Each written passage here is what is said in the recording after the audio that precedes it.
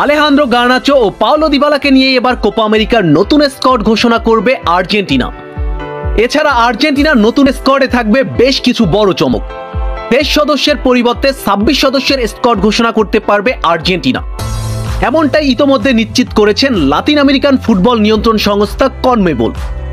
Dybala ও Garnacho ছাড়াও Copa আমেরিকার স্কোয়াডে কি চমক থাকছে, এসব নিয়েই থাকছে আজকের প্রতিবেদন। বন্ধুরা, চলতি বছরেই কোপা আমেরিকার 49তম আসর বসতে যাচ্ছে আমেরিকায়। এর মধ্যেই দল গোছাতে শুরু করেছে আর্জেন্টিনা।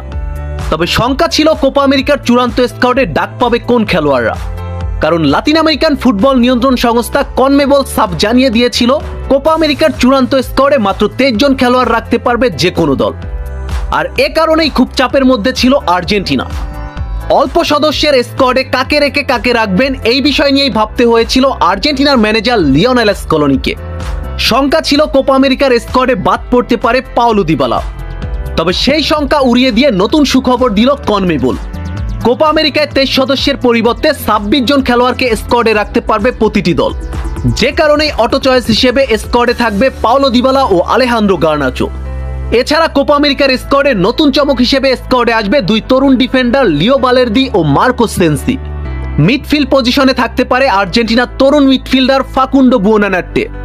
বন্ধুরা, লিসান্দ্রো মার্টিনেজের ইনজুরির কারণে কোপা আমেরিকায় রোমেরোর সাথে জুটি বাঁধতে দেখা যাবে বালের্দি ও মার্কো সেন্সিকে। বর্তমানে এই দুই ফুটবলার তাদের নিজ ক্লাবের জার্সিতে দুর্দান্ত ফর্মে আছেন। অলিম্পিক মার্সের জার্সিতে ফ্রেঞ্চ লিগ মাতাচ্ছে লিও বালের্দি, অপরদিকে ব্রোমাউটের জার্সিতে ইংলিশ প্রিমিয়ার লিগ মাতাচ্ছে মার্কো সেন্সি। বন্ধুরা, কোপা আমেরিকার চূড়ান্ত স্কোয়াড এই মাসের শেষের দিকে অথবা জুন মাসের প্রথম সপ্তাহে ঘোষণা করবে আর্জেন্টাইন ম্যানেজার লিওনেল স্কলোনি। আর্জেন্টিনার কোপা আমেরিকার চূড়ান্ত স্কোয়াডে পাওলো দিবালা এবং আলেহান্দ্রো গার্নাচো থাকছে, এটা মোটামুটি নিশ্চিত।